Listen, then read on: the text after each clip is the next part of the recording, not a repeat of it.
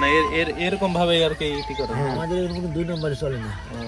এত বড় একটা জমির মালিক আর এতগুলো একটা গাছের মালিক, আপনি এরকম রস বিক্রি করলে হবে না না।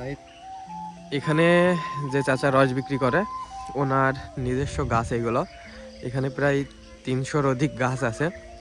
তো এখানে প্রায় প্রতিটা গাছ থেকেই রস সংগ্রহ করে তিনি। তো আমরা তাদের এই রস সংগ্রহ এবং এখানে গুড় তৈরি করে এরকম একটা খবর শুনে আসছিলাম, কিন্তু গুড়টা পাইনি, রসটা পাইছি। অনেক সকাল সকাল বার হয়েছিলাম আমি আমার বন্ধুরা সবাই মিলে। তুই যে রস খাইতে আসিস, জায়গাটার নাম কি, কোথায় আসছিস? এই জায়গাটা আমাদের গাংনির ভিতরে, কিন্তু গাংনি থেকে বেশ দূরে, বর্ষিবাড়িয়া গ্রাম, পাড়াদি ইউনিয়নের ভিতরে। তো এখানে এসে দেখি যে অলরেডি প্রচুর মানুষ এখানে আসছিল। তো আমরা আমাদের আসতে একটু দেরি হয়েছে, তারপরেও এখন প্রায় 7:30টার বেশি বাজে। তো এসে আমরা রস পাই নাই, একটাই পাইছে গাছে, সেটাই আমরা নিয়ে নিছি।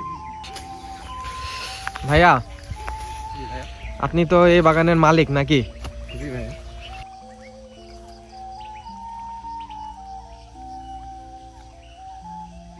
আপনার রস ঝোলা কেন? ঘোরা না, এটা হচ্ছে অনেকক্ষণ পাড়া হয়ে গেছে, আর আজকে আবহাওয়াটা একটু মেঘলা, তো এই রোদ হলে আর কি ক্লিয়ার হয় মেঘলা আবহাওয়া। ঘোলা আর এই যে নোংরা, না নোংরা আছে বেড়েছে এখন, না নোংরা না এমনি বেড়াইছে, এই কারণে মনে হয় নোংরা পড়তে পারে। তাছাড়া আমরা থেকে তারপরে আপনাকে দিচ্ছি। এত বড় একটা জমির মালিক আর এতগুলো একটা গাছের মালিক, আপনি এরকম রস বিক্রি করলে হবে? না না, এটা হচ্ছে আপনার মেঘলার কারণে ঘোলা লাগে। খেয়ে দেখেন, খেয়ে বলেন, খেয়ে বলেন। মিয়ারুলির রস খাই তোমার কেমন লাগছে? রসের মতো আলহামদুলিল্লাহ, এবং আমাদের পিছে পিছে সিন হচ্ছে তার মতোই। আচ্ছা, প্রতিদিন কি এখানে গুড় তৈরি করেন? ও, তো এখন কি একটু রস মানে কম নাকি গাছে?